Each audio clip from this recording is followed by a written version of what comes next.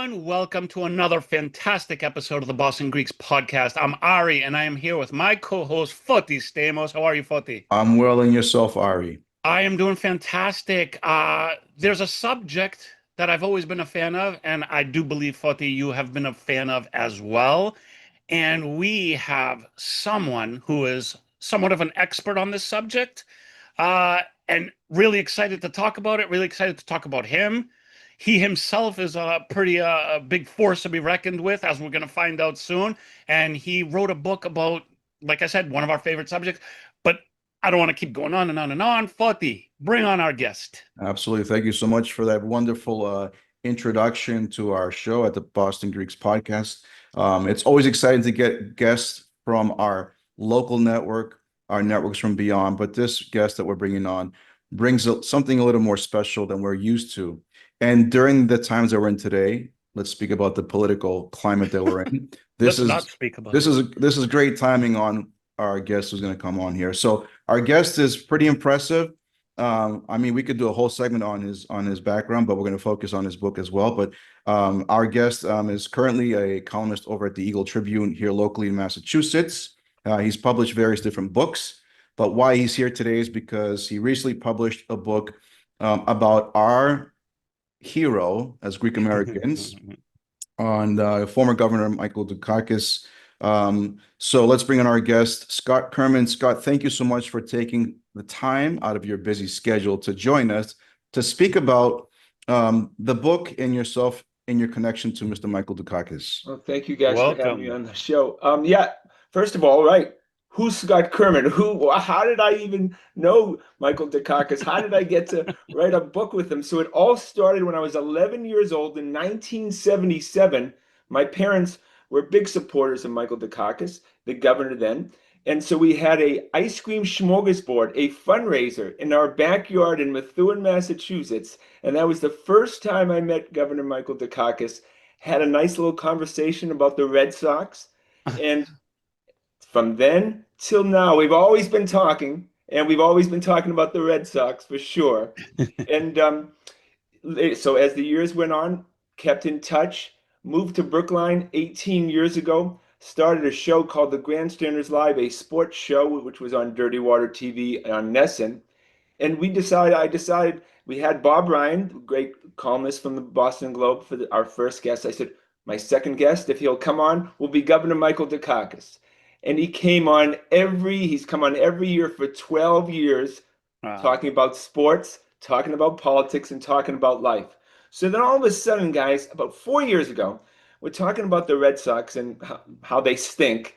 And all of a sudden, and the governor will just interrupt you and he'll have some random thought, remarkable thought, but random. He'll just all of a sudden, those guys, Yeah. just throw this, all of a sudden talking from about heated gloves, and then we're talking about, this is incredible big time political situation overseas. So he goes, Scott, I can't understand how anyone can be anything but honest. I was brought up to believe that honesty wasn't a choice, it was the way you lived your life. You tell the truth, this is non-negotiable. You do what's right. It's not that hard. I've never understood lying. All of a sudden that hit me, fellas. I was like, wow. So I have to understand, this man at that time was 87 years old, never had a book written about him. Michael Dukakis has never had a book written about him. So as a writer, that next week I went up to him. I said, do you think we could write a book together? He goes, oh, I don't know. I don't want it to be all about me. I said, okay, I'll make it about me too. He's fine. So it'll be your words, my words, the end. And thus, 4 years later, guys, The Duke, weekly conversations with the last honest politician, a political giant, and a comedian walk into a kitchen. And that's what this book has got. And it came out last month, and the response, guys, has been terrific. Could not ask for more. I feel like all this talk about Michael Dukakis. I mean, we're all big fans. We're Boston boys. We have like connections of our own to him in one way or another. But I mean, I don't want to be biased about it. He is a good guy. Like, it's not just our background, it like everything I've ever known about him, everything I've ever seen about him, he just seems like a decent, good guy. And it like as time goes on and we see where politics have gone and what's going on, it's like now he seems so out of place where he was. He seems like somebody who wanted to do good, and that's why he got into it. And it's just such a different world now. So you say the last honest politician. I totally believe that. I really think that's the case. I Yeah, mean, that's what I meant. I meant to send a message, right? He is the last honest politician. And it's funny because he loves the book, but that's the one he's like, I'm not really the last honest politician. I'm like, Governor, it's a metaphor. It's a metaphor. But to me, it represents so much. And yes, let me tell you something, as a person who spent a lot of time with him, he is legit. He is all that you think about him, caring about public service, of course, loves his family, cares about you and I, picks up litter on the street, yeah, cleans up graffiti.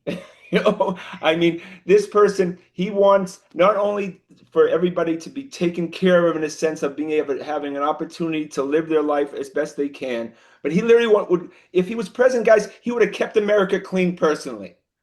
it, Well said. it it just I have lots of strong opinions that we don't get into, but what a different world we could have been in. What a Yeah. different world. You could write a book, What If? What if Governor Dukakis had become president of the United States? There's no George H.W. Bush, Right. okay? Which, let me just tell you, in this whole partisan politics now, with no Democrat can say anything good about Republican and the other way, he has nice things to say about lots of Republicans. He doesn't like three people, and if he doesn't like you, he won't say your name. He'll just call you that. You'll be that guy. So of Mm. course you know who's that guy. So that there's only one that guy. Then there's he doesn't like dogs, so it's that dog. And but he's because it's already that, and he doesn't like Charlie Baker, and so he just says Charlie Baker. So that's the three people that he's. Other than that, he had all nice things to say about H.W. Bush. He Right. said he thought he had integrity. He goes, not my integrity, my level of integrity, but integrity. So this is old school in that way too.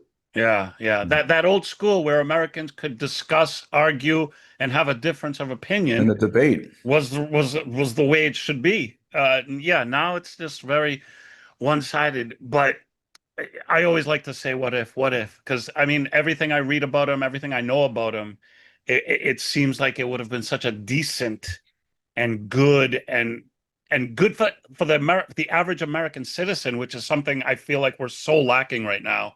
But it could have been. And great for Greek Americans. I mean, throughout the book is scattered with Greek, how proud he is to be Greek and references of that. In fact, even the first chapter we get into of the book where I'm sitting down, he mentions almost instantly that his mom was the first Greek girl to go to college unescorted in the country. Wow. And I love that stuff. Not that's verifiable anyway, but yeah, sure, why not, right? My father and my uncle used to tell me they played semi-pro baseball. Well, we probably know it today as Little League, but what? So what? Did your dad play semi-pro baseball? I bet you he did. You know what I mean? But it just shows you how proud he is to be Greek. And from all the references, from talking about running and the Greeks in the marathon, I mean, it goes on and on. So this is a man that's not only an honest politician, but he knows where he's come from and he's proud of it. I mean that would have been huge for the Greek American population, like huge. I can't even imagine like what would have the things that could have spurred our community and our ethnicity to the forefront if he became president. Well, I tell you what it does, because we're now all of a sudden we're 37 years later, it would bring young Greek Americans who can see what's possible, and all of a sudden they're working harder and they're more focused to get to these places. So you would see more Greek Americans in positions of power than already that there is, Right. because it spurs on that, right? There and he and again, this is what he's about. Michael Dukakis is a Greek American, and other than his family, that's the most important thing to him. And I remember, being little and watching I don't know if it was like the DNC something, but then Olympia came on and she did a speech for him. And it was just in my household, it was just such an amazing, almost surreal. I mean, I was little, but uh, it was an almost surreal feeling that like this is who we are and this is all we know. And now it's in front of the entire world, Yeah. certainly this country, but in the entire world, honestly, talking about Greek immigrants, talking about Greek like the culture, it was just amazing. And So that is amazing, right? So Olympia Dukakis, so for your audience that doesn't remember, Olympia Dukakis won the Best Supporting Actress for the movie Moonstruck in 1987. great So movie. I mentioned in the book, they're very close. They were very close growing up. That's his first cousin. And of course, Governor Michael Dukakis was hoping to be the President of the United States, the nominee in 1988. Pretty remarkable year, possibly, for a family, right? I mean, usually most families, if we get like a new lawnmower in one year, we're pretty happy. So I always ask this question when I've done book readings already. If you had a choice to be the President of the United States or win an Academy Award, which one would you choose, fellas?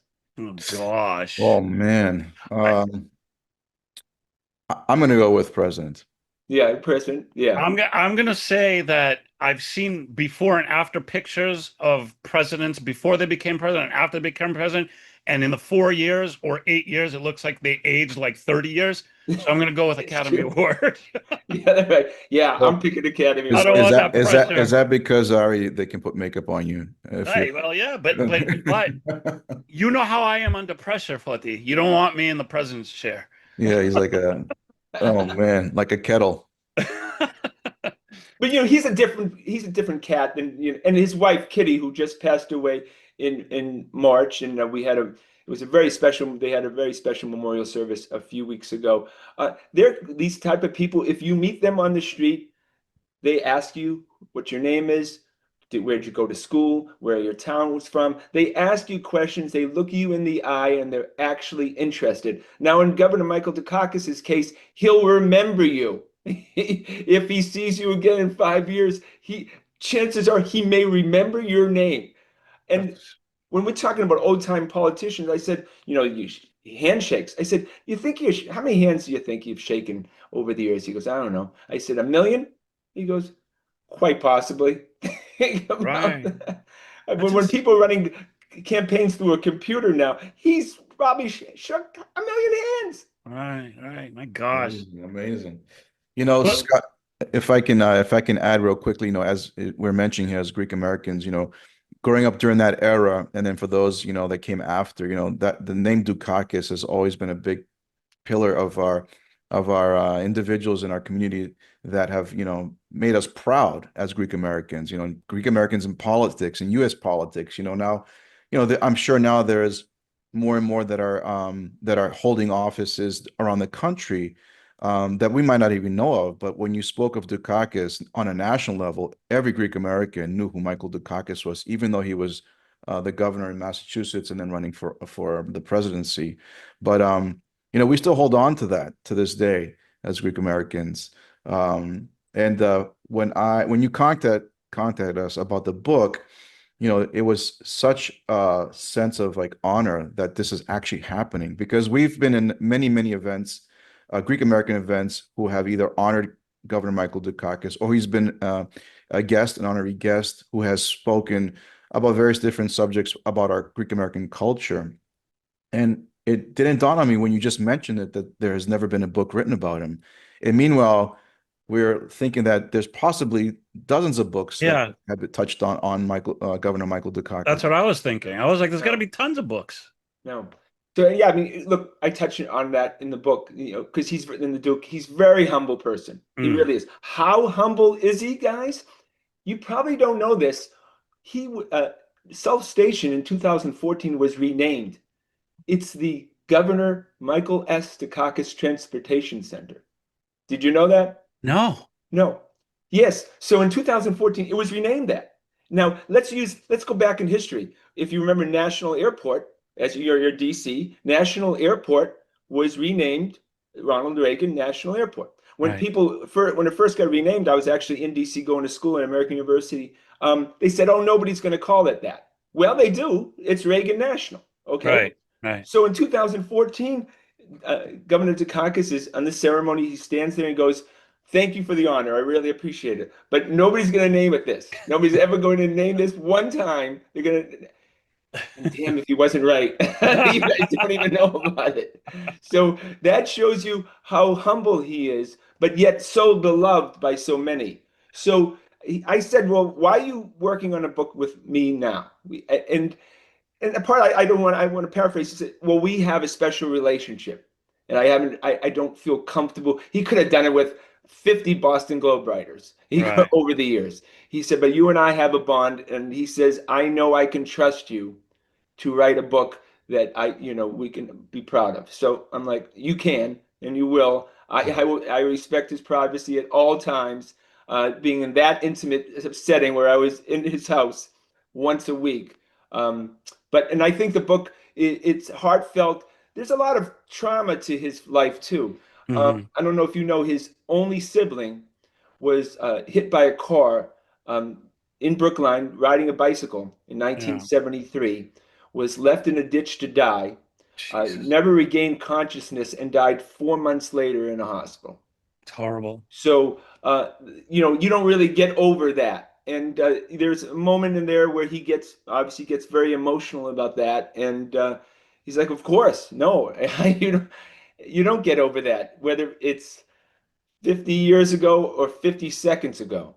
But as he became more comfortable with me, he was able to show emotions that I think that wanted to come out. He's 91 years old. I mean, this was either put up or shut up as Let's far as see the book goes.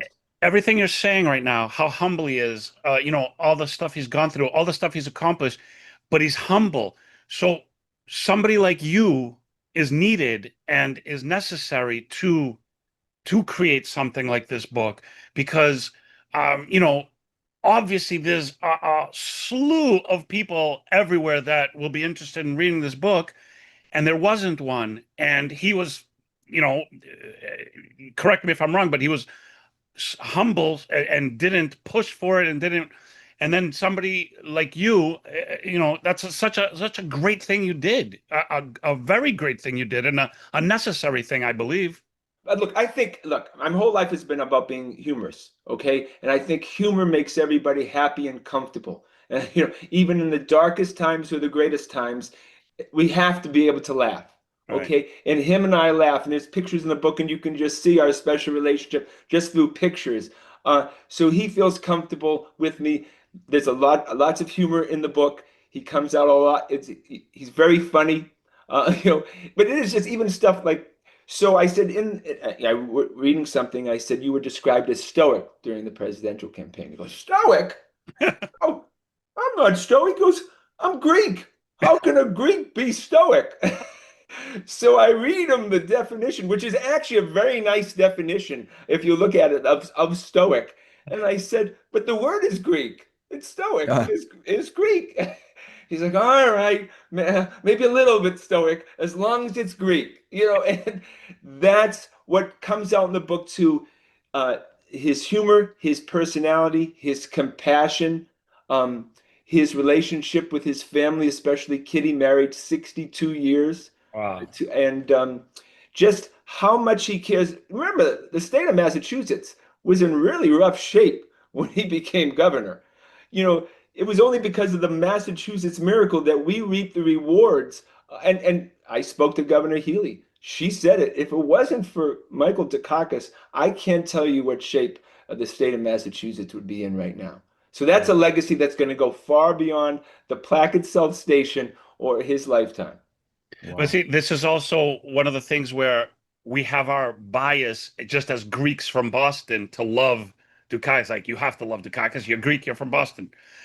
But no, it's the more I learn about this man, and Foti, you could agree or disagree, but the more you learn about this man, the more respect and the more I agree. honored I feel to be in any category with him. Okay, so he speaks to telemarketers. You know how you and I we ignore it, let it go to voicemail or whatever, and then erase it. No, guys, he talks to them. He speaks to them, and he asks like they were in front of him right there. What are you selling? What are you doing? Where you're from? Because they're real people. They're people that he's served for 30 plus years. He cares about people. It doesn't matter what you're doing. And a guy's working hard trying to make a living. He respects that.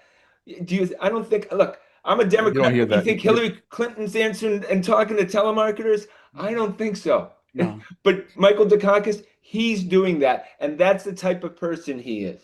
But see, that's what I envision as the type of person that should be a politician, that should be a leader, because the leader works for the people. The leader needs to do right by the people. So it's like he was born and bred to be a leader. Like it's just such a shame for me that it never happened. It's funny in the book, the Duke.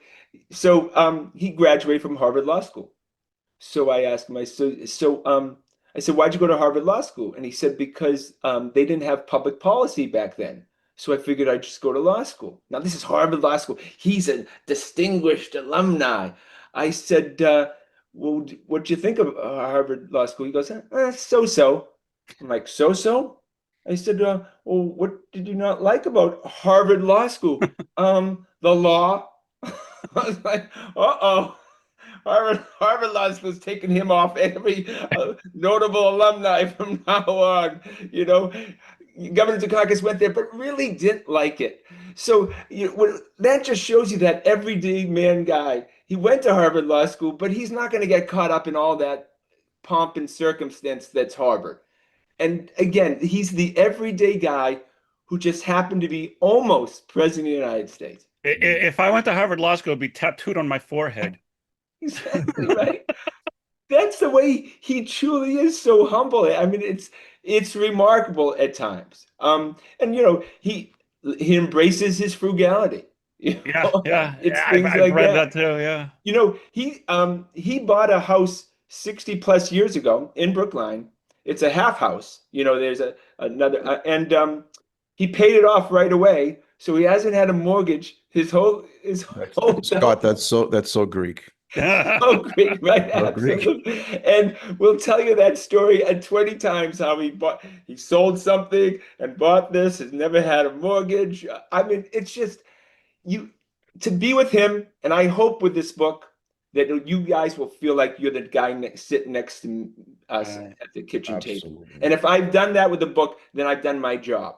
And I hope, and look, it's heartfelt, lots of things in his life that didn't go right. It's about loss. We do talk about the presidential election. There's times where I'm more angry with things that occurred in the presidential election than he is. It's things like that. But the book flows very well. People have responded to what a nice read it is and how much they've Definitely. enjoyed it, and they're rereading parts of it. They go back to it. So I think it's special, and I think it's special for a special person. Of course. Absolutely, it is. I just, before we kind of sign off, Foti, can you just read just a couple of credentials of Scott? Because Well, I was hoping I it's pretty could. impressive who Yeah, you so are yourself, and the fact that you're speaking of this relationship with Michael Dukakis and how you guys seem so genuinely close and friends. But you yourself are a pretty impressive person. Float, can you give us a little bit? Scott, if you don't mind, I'd love to read off a little Sure, bit of about your course. background, and then we'll end off with letting our guests know about how they can get a copy of the book as well. But um, besides being a great person, Scott is the host of the long-running Boston sports talk show, The Grandstanders Live. Right. Scott was or is also a stand-up comedian for over 20 years, with appearances on one of my favorites, The David Letterman Show, That's crazy. HBO Live from the Aspen Comedy Festival, and Comedy Central, one of my favorite stations as well. Scott, also an actor in Hollywood for over a decade, and had roles in such shows as Chicago Hope, Diagnosis Murder, Roseanne, and Matlock, one of my favorites. Also recurring role in the CBS show, The Picket Fences. I'm not sure Ari, if you watched that back in the days. And Yeah. also, here's the best one: George Clooney's stunt double for 9 years, including the movie Batman and Robin. Yeah. This is probably maybe dozens of different individuals wrapped up into one. Oh, As thank far you. as Yeah, accomplishments here, it's been great. That's It's been a lot of fun, and just to be able to be in the creative world, as you guys know, and with your, great podcast, just to be able to do this creative stuff is a dream, right? And and we'll grasp onto it as much as we can. well, I did say this before we started recording, but couldn't you have picked a better looking guy to be a stunt double for? Oh, Like George I know Clooney, when like, come when he was on. voted the sexiest man oh, alive in People let's magazine, I let's said, "Does that make and me second?" did That's you what have? Let me ask you this, I would Scott. tattoo that to my head too. Yeah, right. Back then, George Clooney had great hair. I'm assuming you had great hair as well. Yeah, yeah, absolutely. Yeah, What are you saying, Forty? it's hanging on. It's yeah. Oh yeah. Oh my God. I'm Armenian, so Oh, and okay. Armenians and Greeks again. We're Yeah, yeah. obviously great. Yeah, Oh, my hairline was right here at one point. Absolutely. excellent. I look like Chewbacca.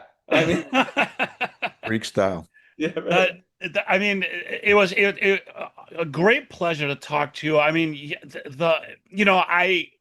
I was pretty familiar with, obviously, with Michael Dukakis growing up in Massachusetts, but man, I feel like there's so much more that I just never knew about, or I never came across. And like we said, this is the first time a book has been written about Michael Dukakis. I mean, what an absolutely important and necessary thing.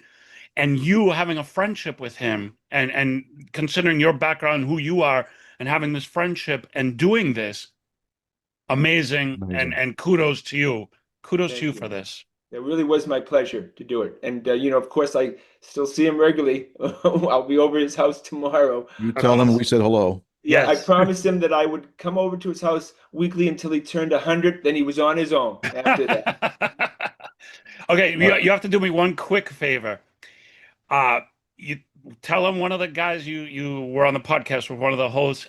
His mother worked for his campaign in '74, and according to my mom, and this goes back to these Greek stories that we don't know if they're verifiable or not, but according to my mom, she was pregnant with me, and he asked if he could baptize me, if he could be the godfather. Oh, Terry. Yeah, that's what my mom told me. So, I Have mean, you two this ever met him? have I met him? Oh yeah, yeah. But I mean, Oh, I never got into it. It was never in. I was never in a position to get into like kick back and talk about the old days. But right. it was Okay. more like formal. But if Yeah. if he remembers, I highly doubt. I mean, so long ago. But that's He my remembers a story. lot. You wouldn't be, yeah. Scott, let's let our audience know how can they get actually a copy of the book? Yeah, again, thank you very much. Yeah, it's the Duke, weekly conversations with the last honest politician, a political giant, and a comedian walk into a kitchen. Best bet is just to go to Amazon, which has 92% of the online market. So you could order on Amazon, a paperback or Kindle, or you can go to your local bookstore, ask for the Duke by Scott Kerman, and they can order it. But I always say the easiest way, when most people have an Amazon account, is just to order it there and then have them send it to you.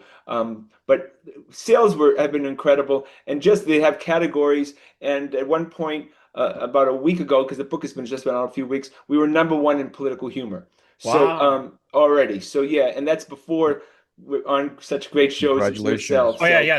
Now you're gonna blow up now that you've been on our yeah, podcast. absolutely, that's for sure. Well, yeah, again, I appreciate it very much to be on this show. Absolutely. And No, you we can well, appreciate okay, you you. can. I can come back. We can talk again. We'd This is love fun. that. We'd love Absolutely. that. 100%, 100%. And I mean, I even want to get you back and just talk a little bit more about you, because I'm fascinated by your background as well. It's Oh, like sure. We can talk so cool. Hollywood and stuff, and then of course Love it. continue to talk about the Duke book. Absolutely. I'm absolutely willing to do that. Well, Scott, once again, we appreciate so much for you taking the time with us. We appreciate all that you've done. We appreciate you writing this book. We appreciate you having a friendship with somebody that we, consider a hero. And we appreciate all of that. And thank you so much for being with us. Thank you so much, Scott. Thank Well, you. thank you for having me, guys. I appreciate it. All right, and we want to thank everybody out there for watching and listening. Check the show notes. We have links to the Duke, the book by Scott Kerman, and click around, learn more about him, learn more about Michael Dukakis. I mean, this is an amazing man, an amazing history. Support everything that the Greeks do, and the Phil Hellenes, such as Scott, and it's our culture, and that's why we're here. So thank you, Scott, once again. Thanks everybody out there for watching and listening. Thank you, Foti, and we will see you next time.